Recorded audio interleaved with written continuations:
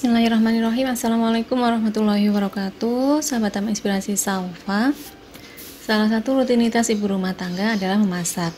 Nah, beberapa sayuran dan juga bumbu masak yang ada di dapur kami adalah hasil panen dari kebun sendiri. Kemudian sampah dapurnya juga kita kembalikan ke kebun kami. Nah, jadi apa saja pemanfaatan dari sampah dapur? Teman-teman bisa menyimak video kami sampai akhir.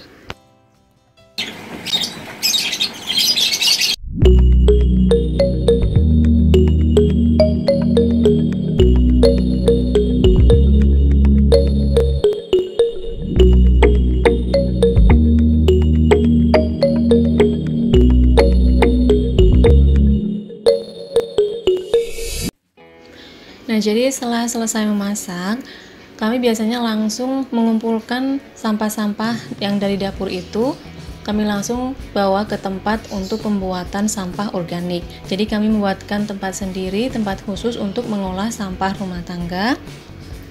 Kemudian kami jadi satukan dengan daun-daunan yang ada di kebun. Nah, setelah itu kami campur dan juga kami buat menjadi kompos.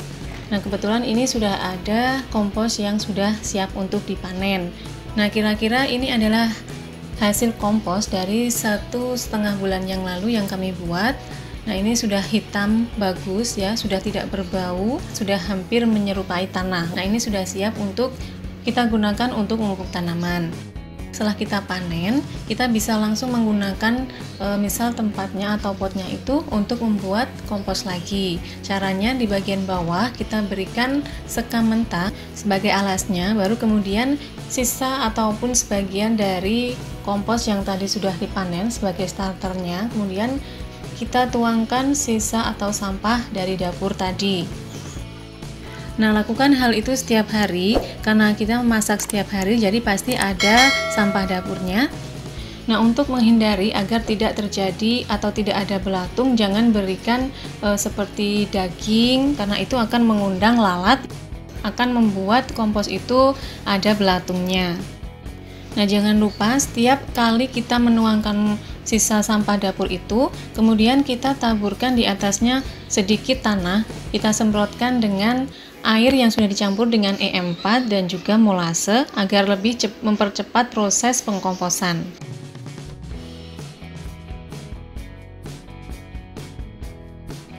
Nah, setelah berlangsung kurang lebih 1 minggu, itu pasti sudah ada airnya. Nah, air ini yang disebut dengan air lindi. Air lindi ini sangat bagus kita gunakan untuk memupuk tanaman. Jadi dia bisa berfungsi sebagai pupuk organik cair untuk semua jenis tanaman.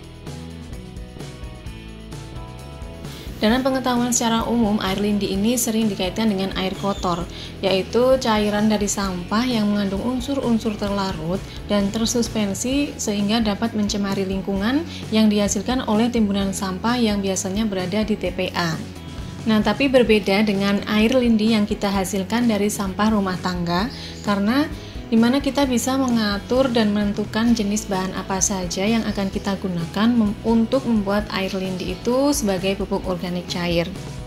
Setelah kita panen air lindinya, kita bisa masukkan ke botol untuk disimpan untuk persediaan hari berikutnya. Nah, kebetulan di sini kami juga mempunyai banyak sekali persediaan pupuk organik cair. Ya, jadi fungsinya berbeda-beda. Ada untuk yang masa vegetatif, ada yang untuk masa generatif, ada juga yang untuk semua masa pertumbuhan tanaman. Untuk cara pembuatan pupuk organik cairnya, teman-teman bisa melihat di playlist video kami. Di situ banyak sekali cara kami membuat pupuk organik cair seperti dari mol bonggol pisang, mol air leri, mol nasi basi, kemudian mol dari pupuk pisang dan juga pupuk jakaba, PSB, dan juga masih banyak sekali pupuk organik cair yang kami buat.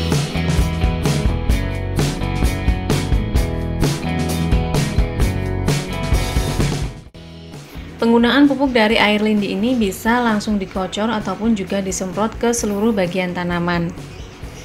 Nah, jadi air lindi yang bagus itu dia tidak berbau, jadi bisa kita aplikasikan untuk menyemprot seluruh tanaman dan juga tidak akan menimbulkan bau yang akan mencemari lingkungan. Nah, di sini kami menggunakan air lindi ini untuk mempercepat pertumbuhan tanaman cabai yang baru panen, jadi baru dipangkas. Ini bisa membuat pertumbuhan tunas-tunas tanaman cabai ini tumbuh lebih cepat, sehingga tanamannya menjadi lebih subur dan juga keriting pada cabainya nanti juga akan sedikit demi sedikit akan hilang.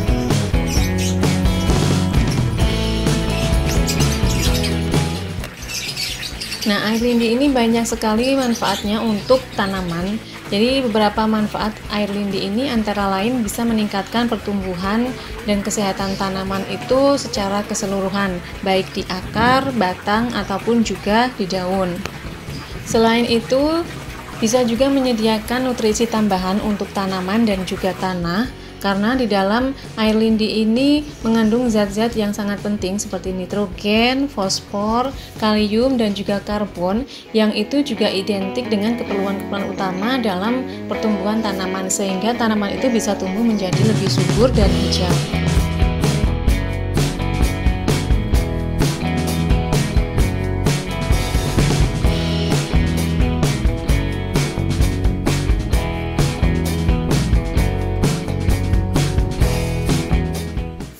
Selain cabai, kami juga melakukan beberapa penyemprotan pada tanaman yang lain seperti tanaman terong ini.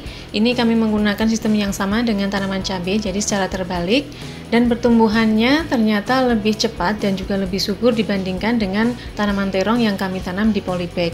Ini umurnya sama, tapi pertumbuhannya berbeda. Nah, jadi banyak sekali manfaat dari penggunaan air lindi ini untuk tanaman. Bagi teman-teman semuanya, jangan merasa risih ataupun jijik dengan air lindi ini, karena ini sangat bagus sebagai pengganti pupuk organik cair yang bisa menyuburkan tanaman kita. Asalkan bahan untuk membuatnya itu aman, pasti dia akan aman juga untuk kita gunakan sebagai pupuk organik cair, dan pasti juga akan aman untuk lingkungan sekitar kita. Nah, jadi seperti itu ya cara kami bekerja, memanfaatkan sampah dapur untuk membuat pupuk, untuk memupuk tanaman, kemudian hasil panen kita konsumsi, kemudian sampahnya lagi kita buat untuk kompos, untuk pupuk, untuk kembali lagi ke tanaman. Semoga video ini bermanfaat dan juga bisa menginspirasi teman-teman semuanya untuk semangat berkebun, karena sebenarnya berkebun itu sangat menyenangkan. Jangan lupa selalu iringi aktivitas kita dengan berdoa kepada Tuhan Yang Maha Esa agar apa yang kita lakukan bisa mendapatkan hasil yang maksimal dan juga berkah. Wabillahi taufiq wal hidayah. Wassalamualaikum warahmatullahi wabarakatuh.